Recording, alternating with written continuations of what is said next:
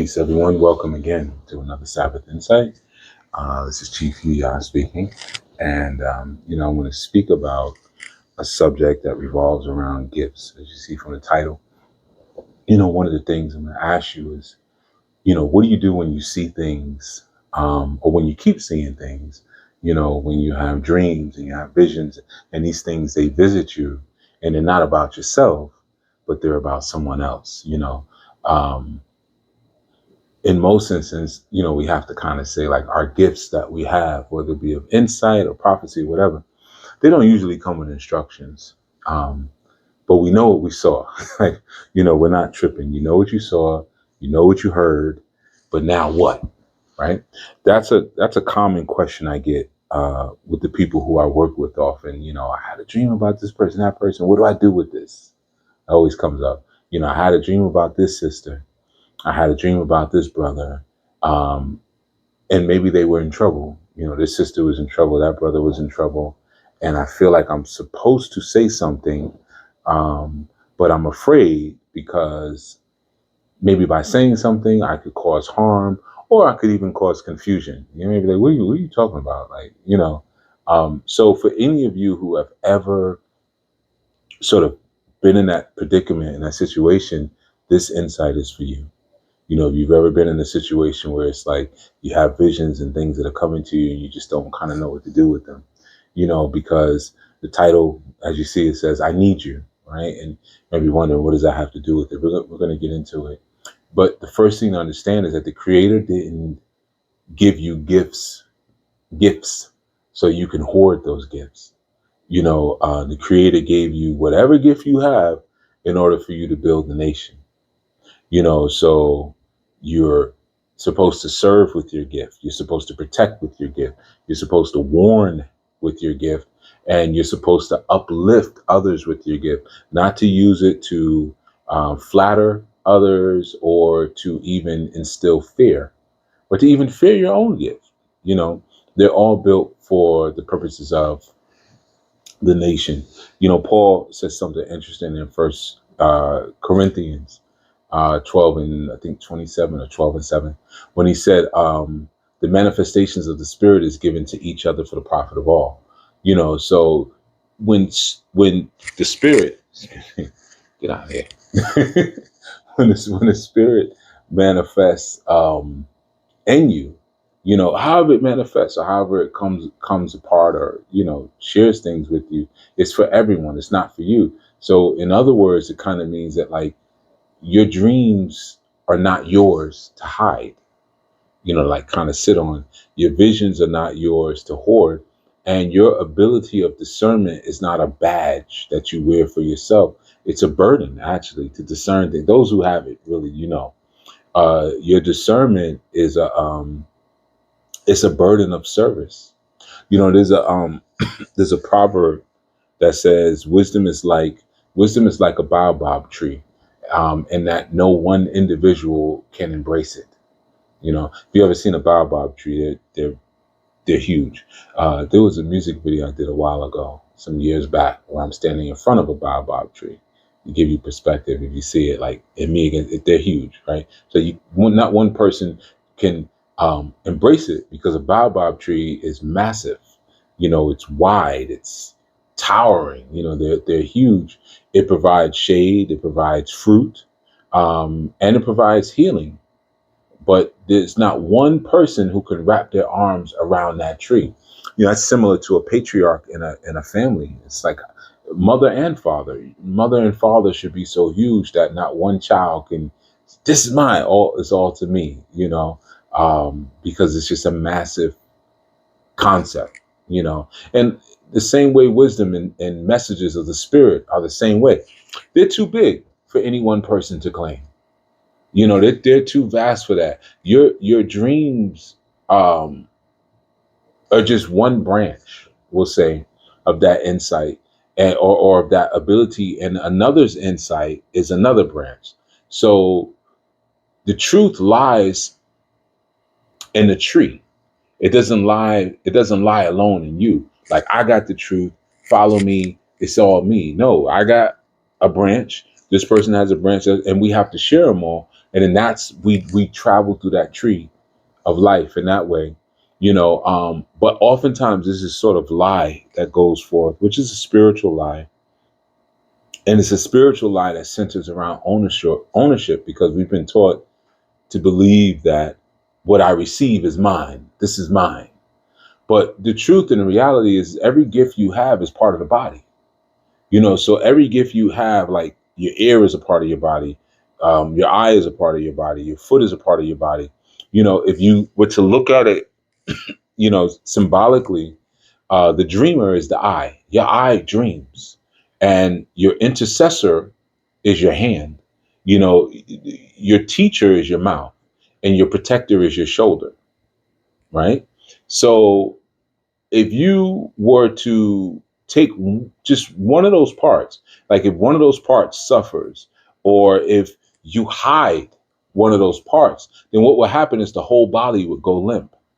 If there's no intercessor, the body goes limp. If there's no teacher, the body goes limp. If there's no protector, the body goes limp. If there's no dreamer, the body goes limp. So they all have to come together in a sense of order and in community for the body to actually be functional. And I knew we don't do spiritual freelancing. When one sees, we all benefit. So if you have a gift and you bring it to the front, it's for everyone.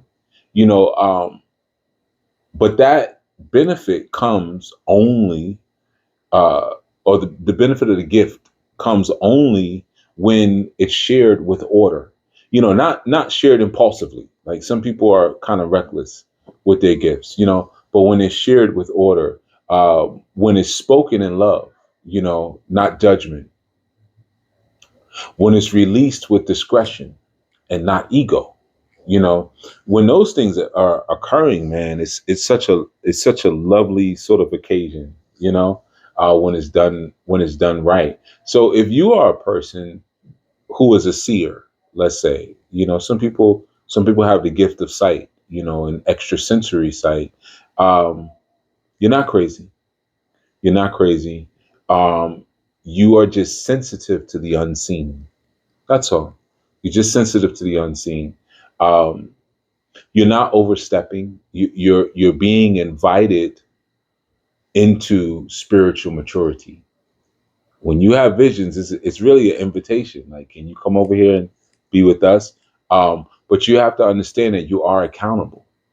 You're not just accountable for what you see, what you have the ability to see, but you're also accountable for how you respond to what you have seen.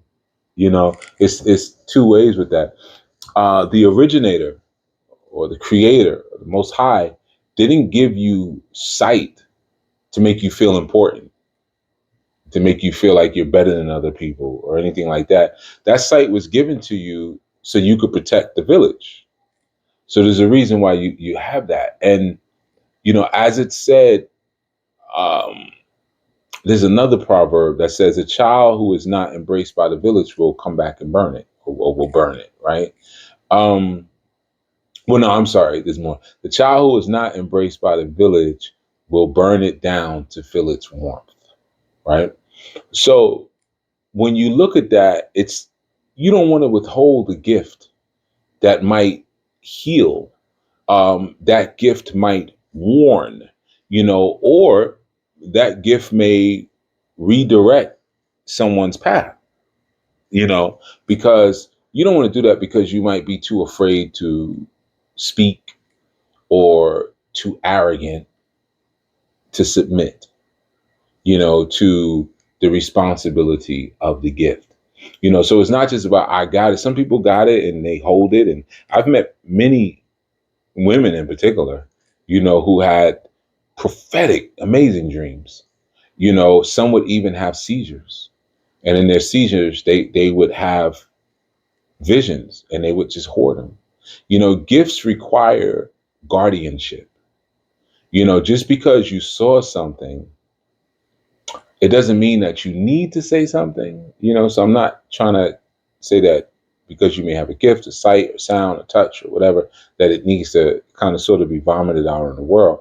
You know, we live in a world and in a society that teaches us to broadcast everything, right? So spiritual maturity teaches us to guard what is sacred. So everything doesn't become profane in that sense. Everything is kept and protected and sheltered, even people. Like you might have a baby. Everyone is not to be around that baby or to see that baby. You know, um, that's something that's sacred that sometimes needs to be kept to itself. There's a proverb, Kiswahili proverb that says, the one who asks questions, never gets lost. So, like, before you speak, ask. Before you say, "Oh man, I had this dream. Let me go warn this person." Wait for a moment. Just wait first. Before you move, inquire of the Creator first.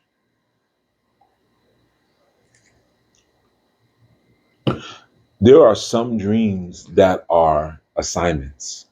Sometimes they do come like that. They're actual assignments. And there are some dreams that come that are warnings, and then there are some dreams that are just alerts. They're just alerts. And those alerts may be letting your spiritual antennas, know that I still need you to work, right? Sometimes some dreams are actually a practice run, believe it or not. They're just a tap onto or ping, as we would say in the IT world, to ping your spiritual antennas just to make sure they're still there, they're still online, and they're still working. So there's like 3 questions you should always ask yourself before you open your mouth to speak. Should this thing have been spoken on, or was it for me to affirm for that person? Now, and I knew we say affirm, you may say pray. Okay, so was it for me to pray for that person instead? Because sometimes what you saw is a call for you to intercede for another person, or to fast for another person, or to build an altar of protection or clarity around that person, and not maybe necessarily to even confront them with what you saw. Something else you should ask yourself is, was it for me to warn? Even if it's a warning, how it's delivered determines its impact, you know. So when truth is given out of season, it's still out of order. Even though it's a truth, it has to be given in its due season. You know, Another important question I would say is, was it for leadership to confirm first? Sometimes, especially like I say in ANU, we operate in a hierarchy. We operate in a hierarchical order. So that means we don't just speak because we're stared to. Oh, the spirit is on me, I say something. No, we submit to what we see, uh, to first the spiritual leadership for judgment. I had a member send me something recently the other day and was like, "Chief, am I crazy?" And I shared feedback on what they were sharing. You may not be the one to speak to the person at all. You may have a vision about another person, but you may just be the watchman or the watchwoman, who is sounding the internal alarm on what's happening. Every vision needs interpretation. And one of the biggest dangers, I would say, spiritually, um, of spiritual awakening is misinterpretation. And often that's a big one. That's a people misinterpret a lot. You may dream that someone is in the water, and are they in the water because they're rebirthing, or are they in the water because they're cleansing? Right? It takes a person down 2 totally different paths if you were to just share it with them. You may have a dream that someone is in black. Is it because they're mourning? Um, is it because they're shrouded in mystery? Is it because of they're being protected? Right? It could mean so many different things. And when we don't have the patience and the ability to interpret dreams, like Yusuf of Bereshit, when we read the book of Bereshit 40 in particular, Yusuf interpreted dreams, but if you notice, he didn't assume what the dreams meant. He listened, then he waited, then he gave credit to Elohim for the insight, or for any insight that came. So just because you see something, it doesn't mean that you understand that thing. You may have the vision, and when you share it, someone then, well, this is what that was, or breaks it down to it. So even as someone who feels or hears or sees, whatever your gift is, you have to understand that every message needs a protocol. Every message needs protocol. Sort of think of it in this way. You're not just receiving a message, you're handling spiritual mail, right? So if you open up someone else's letter without permission, it's a violation, right? If you so your mail person coming up to your where the mail is kept, and they were like reading, say, "Oh, you got a lot of bills. Oh, you got this going on. Oh, hey, you got accepted to Yale." You would feel violated if you read it out loud. Even the mail in the wrong setting, it's a betrayal. So you may have a vision, you may hear something, you may see something, you may feel something about another person, but you say it out of season or you say it in the wrong space, you actually just betrayed that person. And I knew we treat spiritual communication with reverence. Um, you submit the message before you act upon it.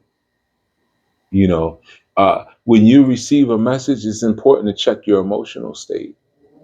Check where you're at first, man. Do a quick inventory and be able to discern your role in the delivery, if any. You might not even have a role in how that message is delivered to a person or to a group of people. Sometimes, and I have had this happen a lot. Sometimes the dream is about you, or the night vision is about you, and you immediately project it onto someone else. One of the hardest truths for people to accept is that you're not always the observer. Sometimes you're the subject. And you might have a dream that is a warning of betrayal, but it's warning you not to betray someone else. It might be warning you to address the unfaithfulness that exists within yourself. Or you might have a night vision where you see someone fall, you know, and it's not to expose them, but it's to remind you not to lean on that person for support. I'm over here riffing. I'm just freestyling, but freestyling in examples. But there are different dreams come in different ways. Night visions come. Your dream or your night visions, they're not a telescope. They're a mirror. So you weren't always shown a dream to change them. Sometimes you were shown a dream to change your own posture. you know and that's an important thing. I've had many people who have visions before say, "Chief, I had this dream. I think it was about you and such and such, such a," and as they're saying the dream, I'm like, that's you. Like, you just described yourself. That got nothing to do with me, but you don't want to own that it's you. I think this is a segment of Proverbs. There's another proverb thing where it says that when there is no enemy within, the enemies outside cannot harm you. I think that's an Igbo. It's because I've heard it in Igbo land, but I think it's actually Kiswahili, even though I've heard it in Igbo land. But when you have a gift, the gift will show you both danger and destiny at the same time, but only if you guard the gift and not gossip it.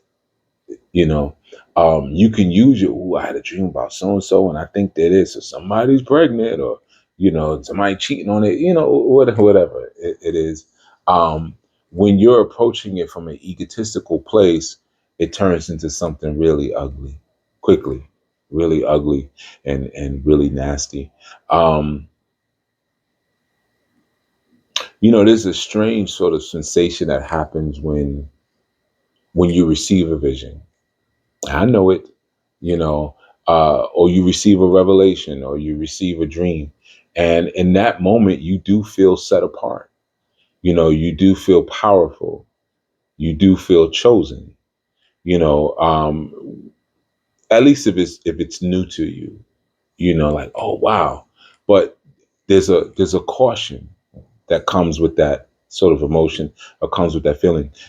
Power without humility turns into pride, and a spiritual pride, it will always disguise itself as a divine purpose. You know, um, that's a very tricky thing about pride because it disguises and it hides itself. And then somebody will say, well, what's wrong with being proud? You should be proud of this or that or that or that. There's again, another proverb. I'm on a proverb trip.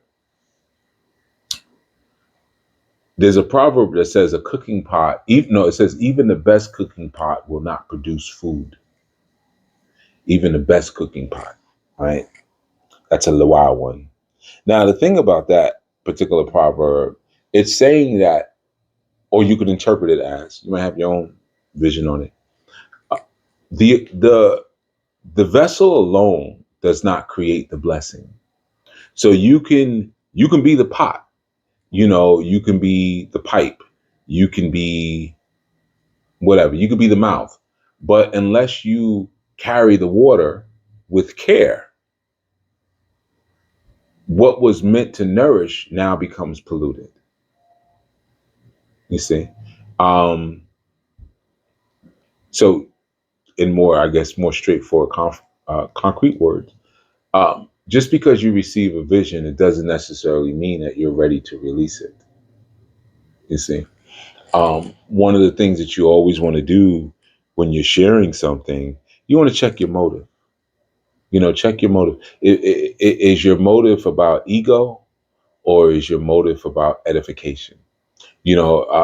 Don't be afraid to ask yourself key questions. Like, this is important, especially when it's a vision about someone you already know. You ask yourself, are you telling someone what you saw to help them? Or are you telling them to prove that you are actually tapped in? You know, I'm just laughing because I've seen that one so many times. You know, um, are you being genuinely guided by love, or maybe you're being guided by frustration? You could be being guided by a desire to control another person. You could be being desire. Excuse me. You could be being guided by jealousy, even.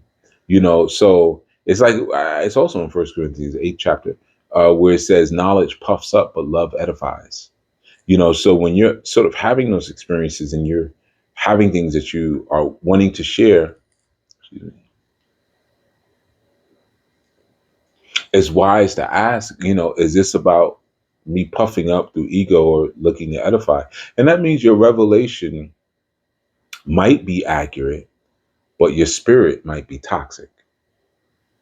You know, um, I think we have all seen, or many of us who are listening, have seen the prophetic rebuking that's spoken in anger, or when dreams are shared or night or visions are shared in front of other people to embarrass them, to embarrass someone, or there's times that visions come from the heart, but just because it comes from your heart doesn't mean that it comes from the creator, you know, and there's a hard truth a lot of times that is, I would say, valuable to accept around that. And it's just this.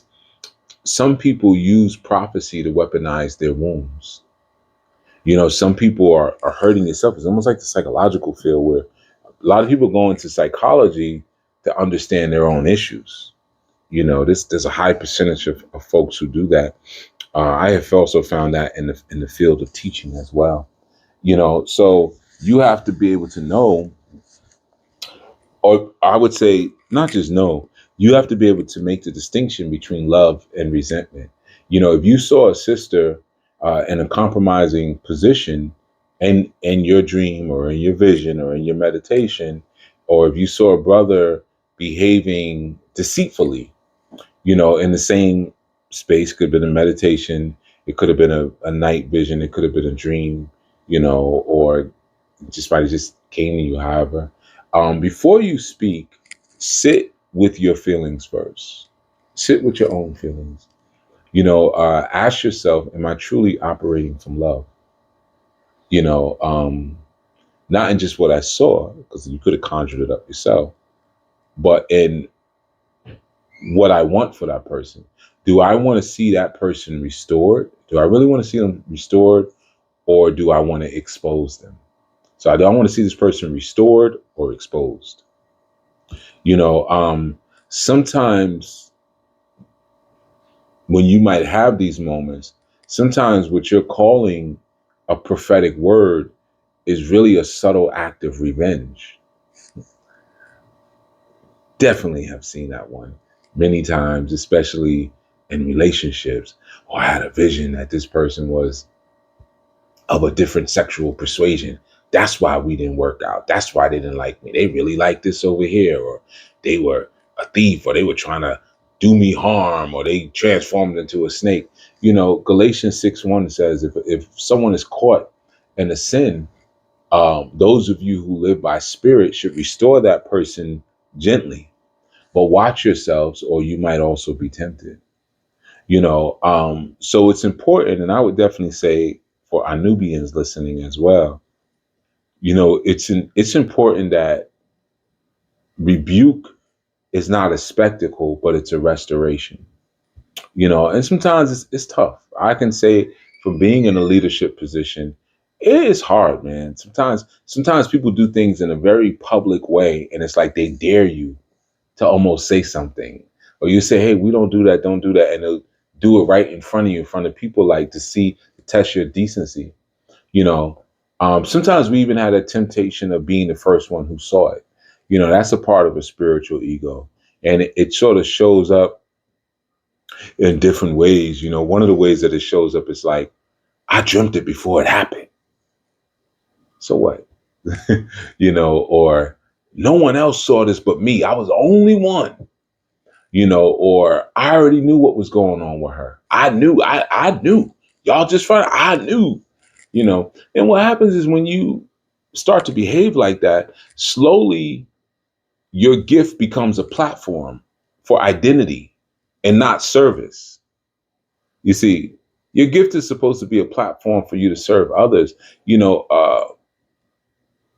When you are truly a prophet, the true prophet doesn't even usually want the assignment. Nobody in their right mind wants to be a prophet. Think about Jeremiah, or who you might call Jeremiah, but Jeremiah didn't want to be the one. Didn't want it. Moses or Musa felt like he was unqualified,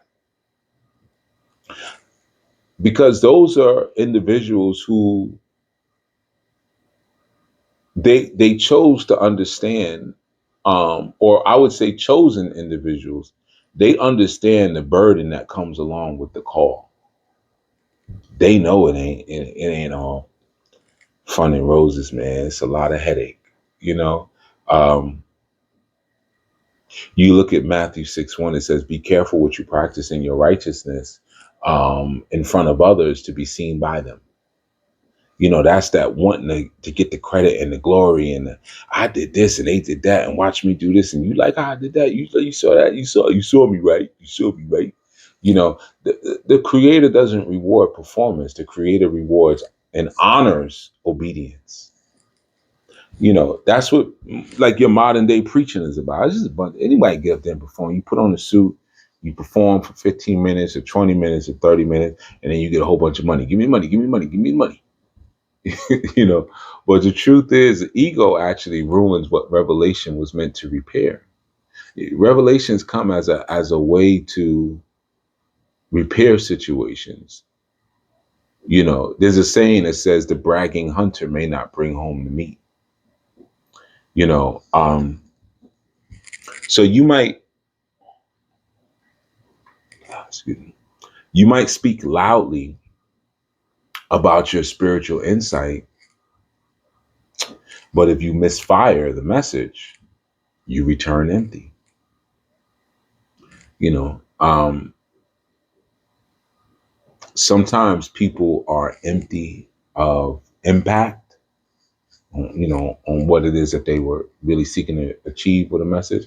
Sometimes people are empty of alignment. And sometimes you have people who are empty of purpose. They're empty of purpose.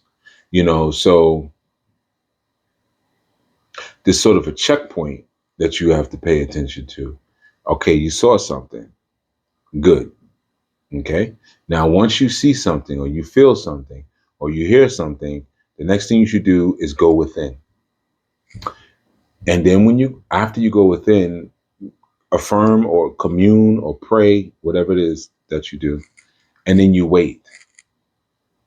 And then after you wait, ask for humility, ask for timing, and ask for love.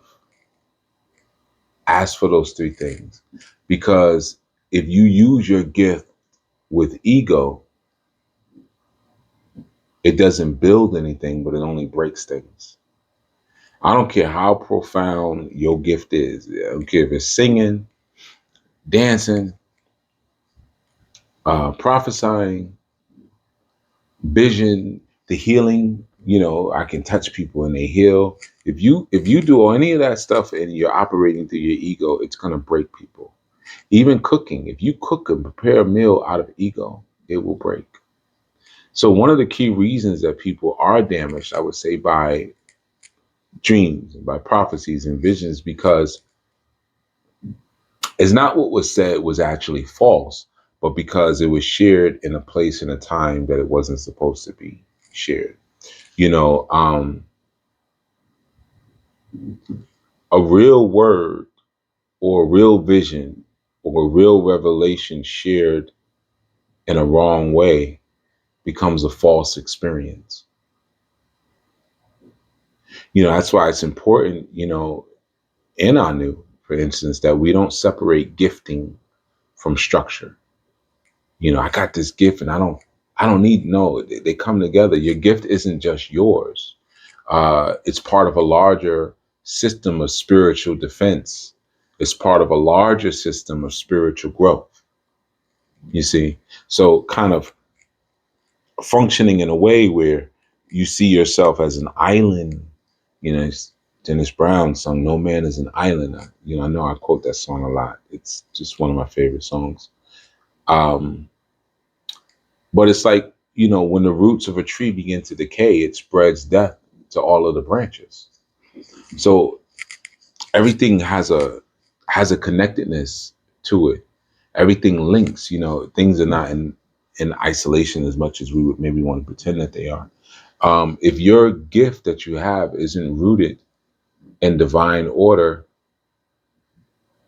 it begins to spread decay. Even if your intentions were good, it spreads decay. Peace, Adinka. Adinka Butler. Adinka Butler. He's like in my head right now as I'm speaking. I'm seeing visions of you, brother. So if you're watching this, peace, and I will that you and your family are good. When roots are disease, the fruit doesn't matter. So it's the same thing when your gifts are misaligned. Even your accuracy becomes a liability. And that's why structure is critical. Structure is very, very important. And I knew, one of the challenges that people sometimes have with membership is that we do operate by protocol, we do operate by order, and we do operate by confirmation.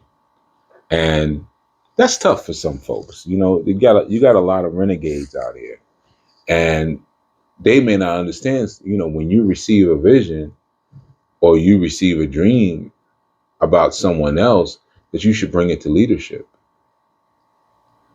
You should move off of impulse. You should bring it to someone who has spiritual oversight, someone who can discern the timing, who can discern the meeting and some meeting, excuse me, and who could discern the action, right? That I guess, quote unquote, slow up may be difficult for some people, to pull back and slow up for a second. But it's like Proverbs 11:14, where there is no guidance, a people falls, but an abundance of counselors, or where there is abundance of counselors, there is safety. You know, so that's something to consider. One of the things when you get a vision or you get a message or whatever, use discretion. That doesn't mean that you go run out and you announce your visions publicly, especially if they concern other people. Like I said, that could be considered a violation. You might be wrong about what you're saying about those people, but you might be right. And they may not want everyone to know about that. Or maybe it's not the time and place. So sharing something too soon can spiritually damage the very people or the very person that you're seeking to help. A very important one is don't gossip in the name of prophecy. That one I've seen a lot. If your quote unquote word that you have about someone turns into side talk, then you've exited the lane of righteousness at that point. And it's become an ego thing. You look at Exodus 23:1, and it says, "You shall not spread a false report. You shall not join hands with a wicked man to be a malicious witness." It's an important one. Sometimes we don't know how to shut it down.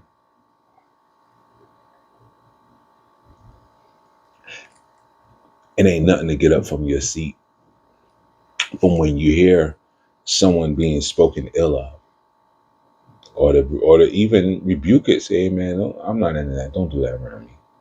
Don't do that. I don't like it. I don't like it. Don't do it." You know, like I said earlier, your gift is a part of the community's defense system. So you are part of the wall of the community. So if the enemy is approaching and you're the only one awake, your alert might be the only thing that saves the village. You got to think about the importance of who and what you are, and the importance of your prophecies, the importance of your dreams, the importance of um, anything that comes. A lot of times I get people who share things with me and they say, "Well, Chief, I know you already know this, but I might not know it because I'm doing other junk. I got other things going on. I got a lot of people to look out for." So that vision that you might be the only one with it. You may need to tell me. Sometimes there's a time when it should have been whispered. Yes. Sometimes you should keep silent, but you got to ask yourself, did I keep silent when I should have spoken? Sometimes you might tell your neighbor instead of telling your captain, you know. And when you do things like that, you end up endangering the entire body. I'm stressing, and willfully is coming through, right? But I'm stressing the importance of honoring your gift and honoring the faithfulness of the quality of your gift. You look at Sirach 6:14. It says, "A faithful friend is a strong defense, and he that have found such a friend has found a treasure." You know, I ain't nothing like a loyal and faithful friend, right? And you really think about it. But being faithful doesn't just mean being loyal. They're not synonymous. Being faithful means that you can be trusted with sacred information. That's what being a part of being a faithful friend actually means. That you can be trusted. So not only sacred information that person may tell you, but you can be trusted by the spiritual world. Spiritual world says, "I know you are a real friend to this person, so I can tell you." That's why sometimes your friend's ancestors may communicate to you because you are the faithful friend.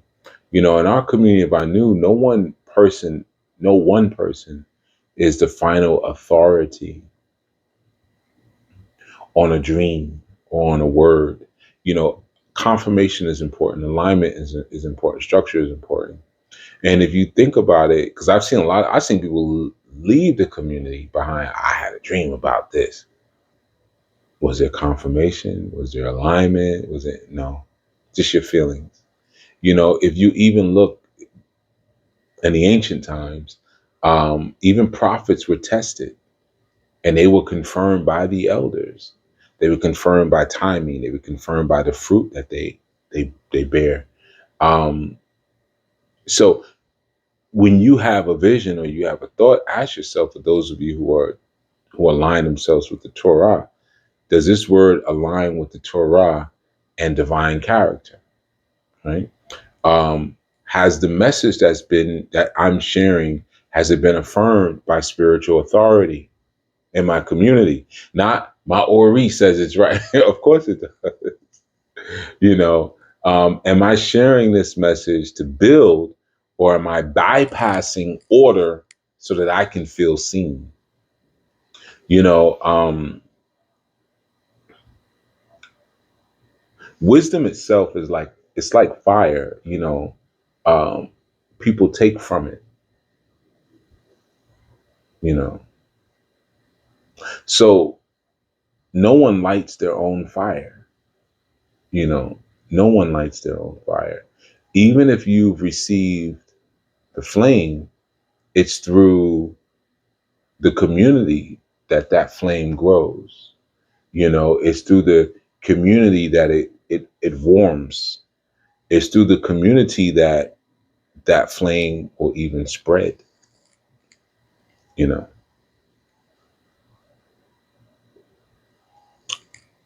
when you couple your gift along with divine structure, you now have created divine power. Your gift outside of structure is powerless.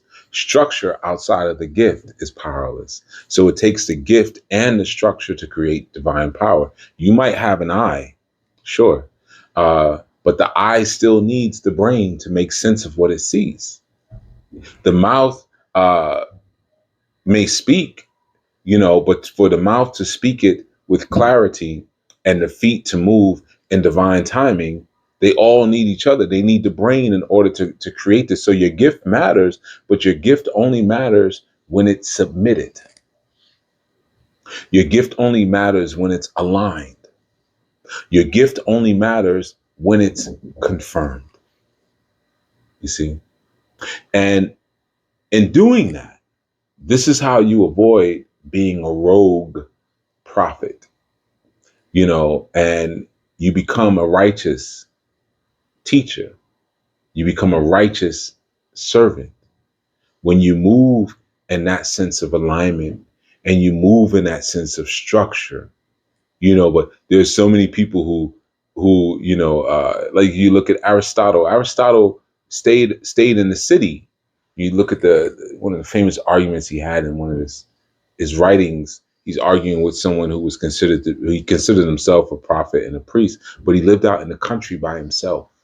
So you had no one to challenge your ideas. You had no one to question your philosophy. So it's important to understand that you weren't gifted by what you have for performance. You were gifted for partnership. And oftentimes through that partnership is where you'll get to tussle. You know, you weren't shown a dream that you were shown because it was to make you feel warm and cuddly inside, or cuddly and warm inside. You were shown that dream because someone needs you. Someone needs your wisdom. Someone needs your words, and someone needs your witness. Your gift is only useful when it's guided by love and it's anchored in order. You know, there are times when someone's going through something, and you know they may not be in a space where they can tell anyone. They may not feel that confident, and you may have a vision of what they're going through. So you become their witness. You know, in a very sort of latent sort of way. You know, so I would say this strong, please, definitely, as you're going forth, you know, honor the messenger, you know, honor the vision by using them as the vision, you know, honor your gift by submitting them to the giver, because We need you. We need you. And more than we needing you, we need the disciplined you. That's the you that we need. We need the mature you. We need that one. We need the obedient you. I need you. And I need you honoring your gifts. And I need you honoring the assignment. All right. So that is what I wanted to share. And this Sabbath insight kept it pretty light for you, but it's an important one. So please don't take it lightly. Okay. Please don't take it lightly. All right. So I want to thank you for the time that you have spent, and willfully this sparks something in those of you who know that you have a gift and playing around and you've been hiding in the shadows and you've been shrouding yourself, and you understand the purpose of the gift is for you to build nation. The purpose for you to give is for you to protect and defend your part of the wall of the village. All the texts and the messages and the phone calls, well, Chief, I know you already know this, but I don't know everything. I don't know everything. I know a lot. I know a lot, but I don't know everything. And there are some things that are not said to me because they can be said to someone else. You want me to burn up? You want the Most High, the Creator, to pour every prophecy into me? My nervous system wouldn't be able to take it. So that's why it's spread out. That's why you have Oludumare and Orisha. So the Ashe is spread out. That's why you have El Elyon and the Elohim. So that the Ruach is spread out. It has to be spread out. I can't take everything on, man. Come on. I'm not that strong. All right. So, don't neglect what you bring. I need you and we need you. With that, I'm signing out. All right. Thank you. And definitely enjoy your evening and enjoy your strong. Be loving, please. Be faithful. Be dedicated and have good integrity and ethics and teach others. All right. Shalom.